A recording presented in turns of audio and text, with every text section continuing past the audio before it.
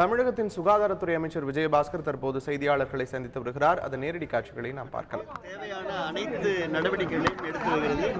இந்தியாவிலேயே தமிழ்நாட்டில் மட்டும்தான் பெண்களுக்கு 30 வயதுக்கு மேற்பட்ட பெண்களுக்கு தொற்றா நோய்களான குறிப்பாக மார்பக புற்றுநோய், கர்ப்பப்பை வாய் புற்றுநோயை தடுப்பதற்கு உரிய ஸ்கிரீனிங்கை அம்மாவுடைய அரசு செய்கிறது. இன்றைக்கு நம்முடைய Adyar cancer institute chairman doctor Shanta அம்மையார் அவர்களும் எல்லாருமே இணைந்து குறிப்பாக அரசு அலுவலகங்களில் பணிபுரியக்கூடிய பெண்களுக்கு இந்த தொற்றா நோய்களை கண்டறியக்கூடிய இந்த screening program NCD non communicable disease screening program தொடங்கப்பட்டிருக்கிறது. தொடர்ந்து ஒவ்வொரு அரசு அலுவலகங்களும் பணிபுரியக்கூடிய அனைத்து பெண்களுக்கும் இந்த சேவை மாண்புமிகு அம்மாவுடைய அரசால் விரிவுபடுத்தப்படும். நடந்துக்கூடிய நிலையில நேற்று தம்பிதுரை ஒரு அறிக்கை விட்டிருக்காரு.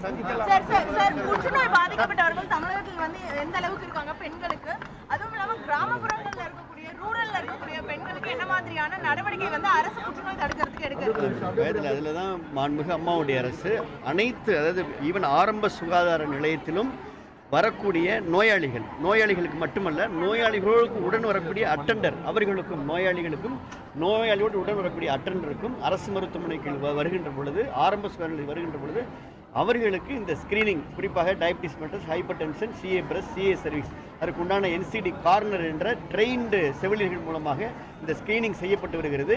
அதில் கண்டறியப்படவர்களுக்கு நாங்கள் பாசிட்டிவ் ரெஜிஸ்டர் மெயின்டைன் பண்ணி தேவையான கீமோதெரப்பி, ரேடியோதெரப்பி அத்தனை சிகிச்சைகளும் முதலமைச்சருடைய விரிவான மருத்துவ காப்பீட்டு திட்டத்தின் கீழே எந்தவித கட்டணமும் இன்றி செய்யப்பட்டு வருகிறது.